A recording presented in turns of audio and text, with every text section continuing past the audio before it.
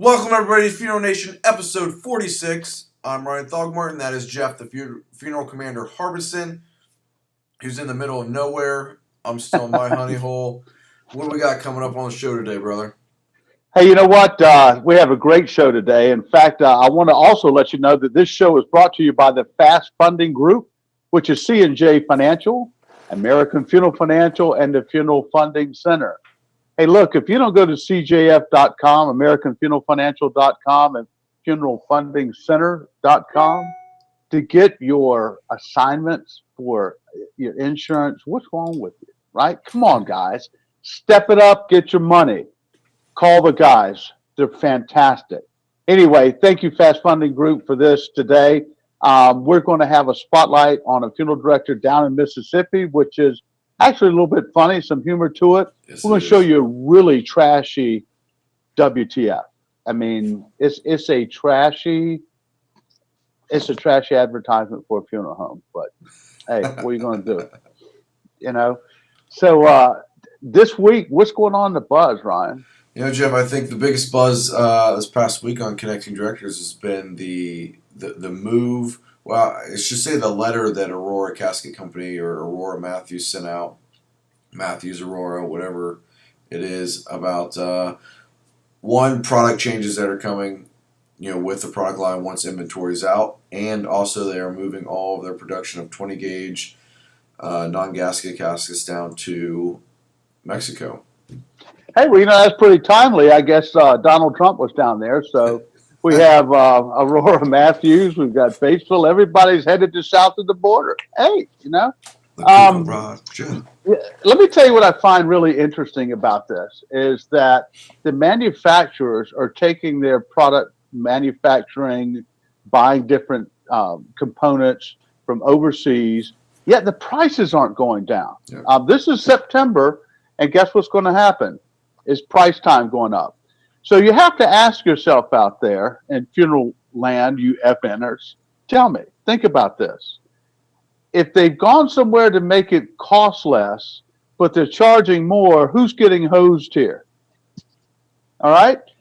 Need to maybe take a really serious look. Serious chance, right? Take a look at Sitch. There's another one coming up. These casket companies that are out here from the big boys, it's time to start doing the math, y'all. And frankly, that math is you're taking it. It's time to help out your customers and your funeral home for profit side. So anyway, that's all I'm going to say about it. Hey, look, this whole segment was brought to you by Funeral DNA ID, simple collection of DNA. Frankly, I don't understand it's the same thing when you look at it.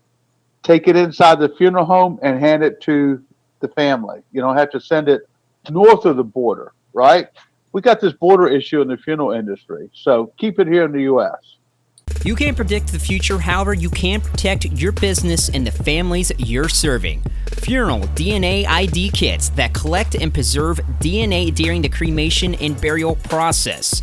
Swab, spot, seal, legacy preserved. For more information, please visit funeraldnaid.com.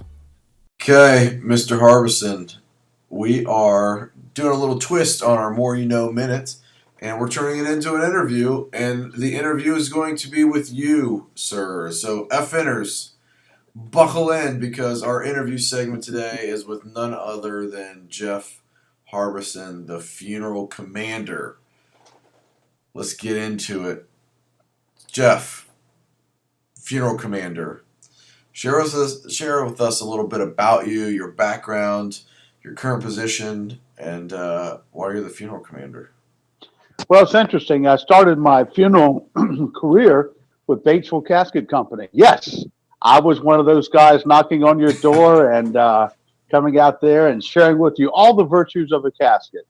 And frankly, along the way, I thought, gosh, I think I could build a better mousetrap. So I started a funeral home from scratch using a Six Sigma operating platform. From there, found out we couldn't have people pay us. So I started a at-need credit company. And then along the way, I just kept, in periodicals and everything, I kept hearing the same people saying the same thing. So I started the Funeral Commander. And the Funeral Commander, as you may know, I served 20 years in the military, had a chance to be a commander. I thought, well, that's a pretty good moniker. And that thing has grown, that blog has grown seriously over the years, where there's over 50,000 people that's reading what I'm writing.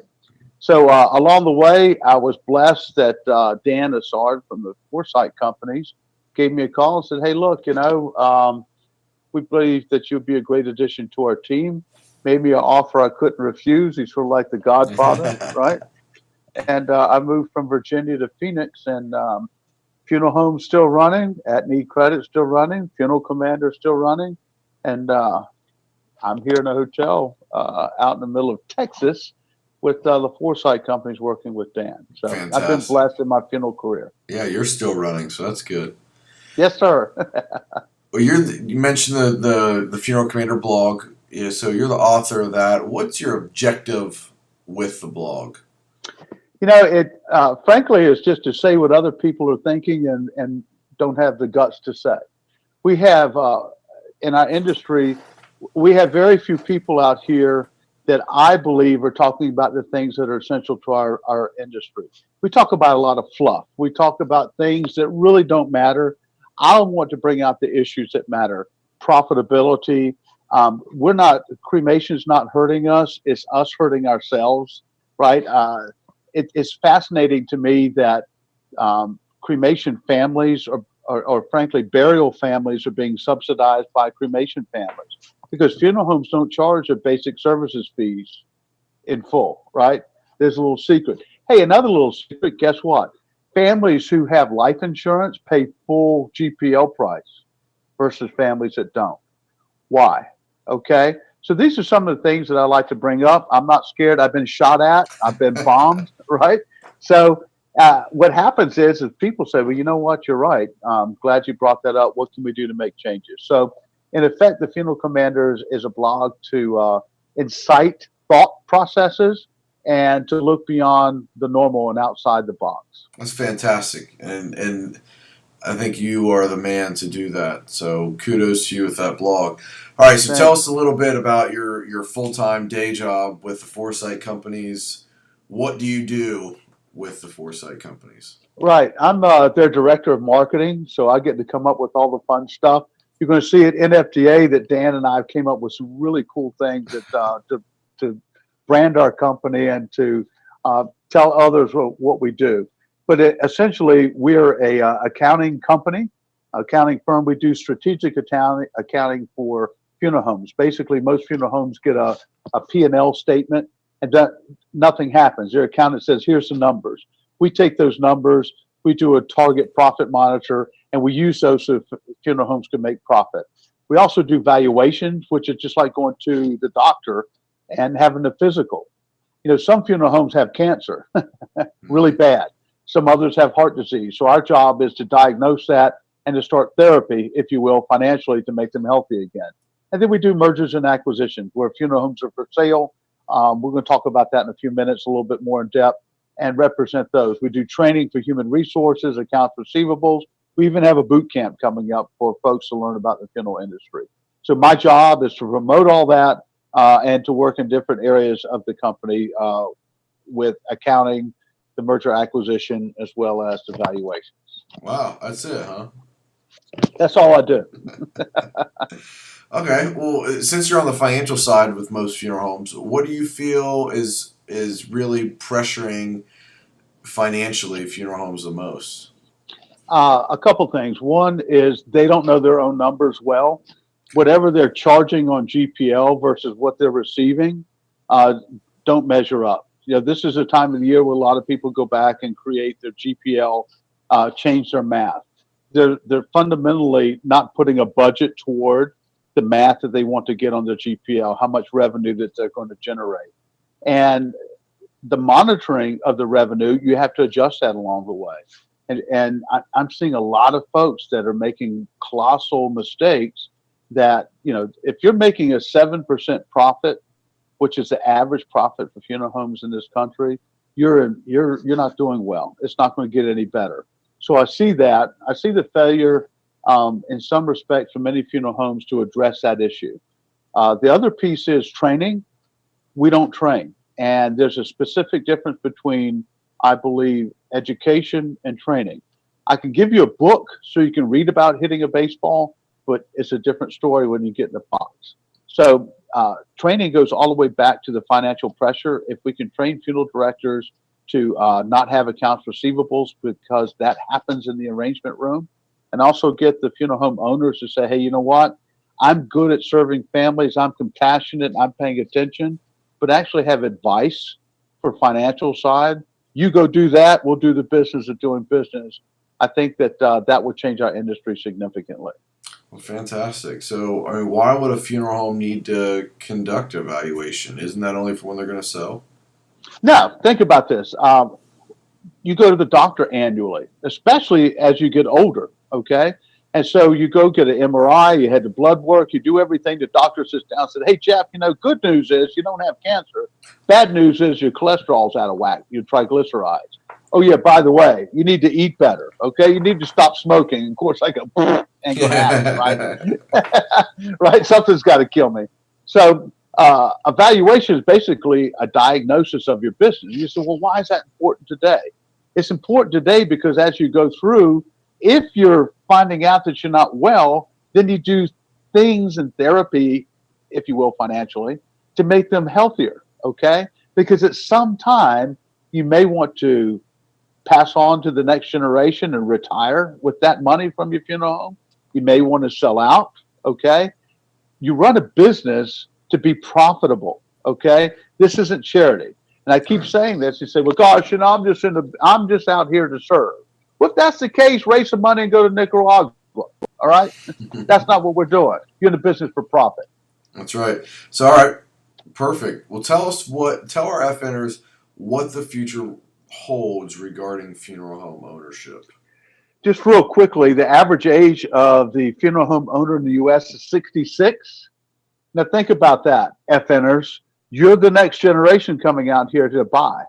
Okay, so in the next 5, 6, 7, 8 years, it's going to be the largest wealth transfer in the funeral industry history. We're a $16, $17 billion industry. So if you're buying at a couple times EBITDA, think about how much money is going to transfer in the next 7 or 8 years. So paying attention to that. One of my jobs is to start looking for bright, young funeral home managers or people who want to own and run.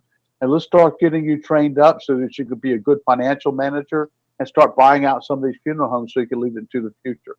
Fantastic. Okay. Comes down to this last question. If a funeral home owner or director wants to reach you, what's the best way? This is an easy softball question. Yeah, send me a box of cigars, okay, and I'll respond.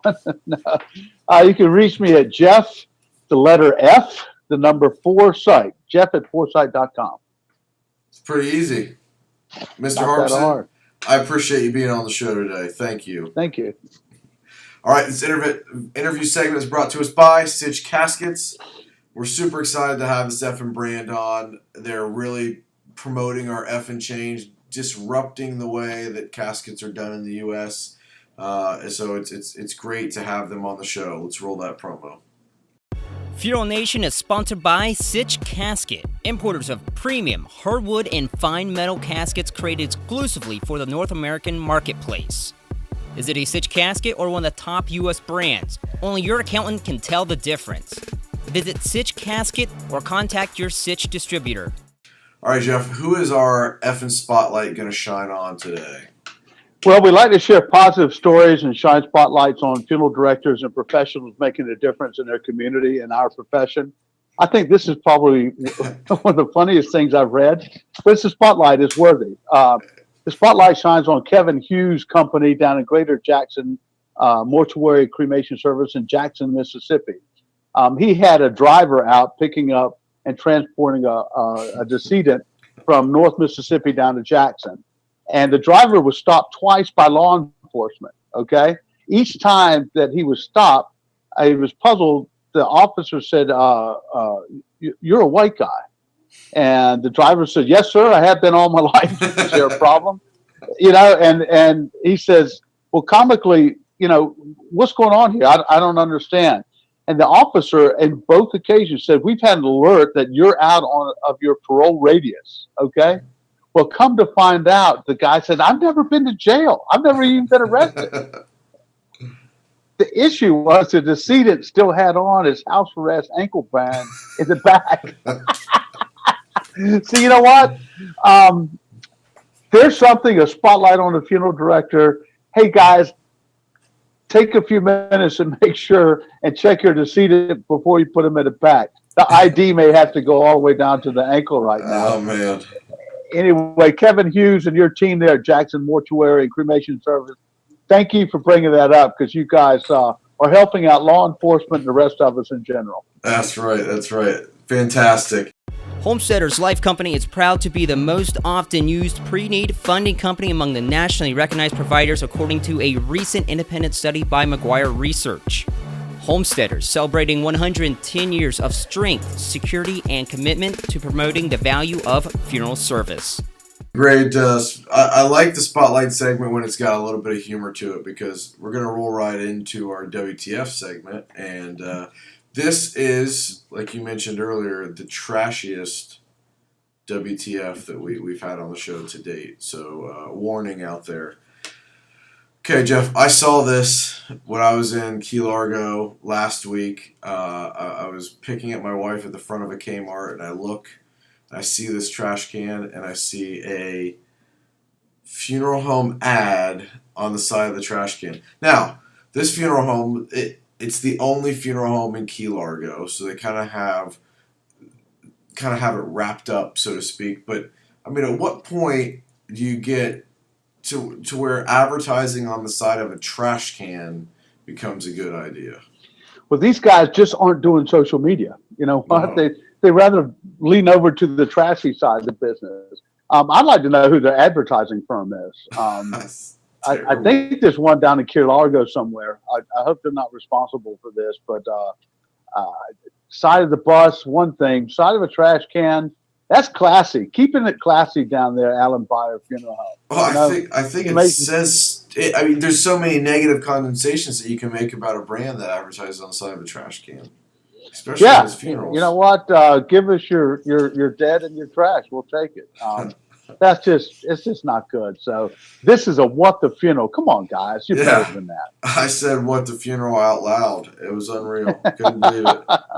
Hey, who was this brought to us by? Is that those guys at Disrupt Media? It is. WTF segment is brought to us by Disrupt Media, the Disrupt You Show. Roll that promo. At Disrupt Media, we're a social media content agency that focuses on storytelling for funeral companies. We use real stories to build creative strategies that achieve actual business goals. Want to learn more? Visit disruptmedia.co. All right, Mr. Harbison, this wraps up episode 46. Next week, you got to be out of the hotel and back at the cigar bar so you can have the cigar, the drink, and be more relaxed. But thanks for being on the show and let me grill you with some questions. What's coming up on 47? You know, it's hard to believe 47's here. We're going to have a really interesting guest next week. Frankly, I'm going to be traveling again. In fact, I might be up in Ohio somewhere. But I can't disclose that. That's national security. But we'll definitely have a WTF and a really the spotlight's going to be pretty interesting on a guy that we really should honor, but takes a lot of junk. I don't like where this is going. All right, folks, that wraps up 46. We appreciate you. Share, comment, give us some feedback, email us, whatever you got to do, but touch base with us on social, engage, let us know you're watching, what you like, what you don't like. Until next time, have a great effing week. Out here.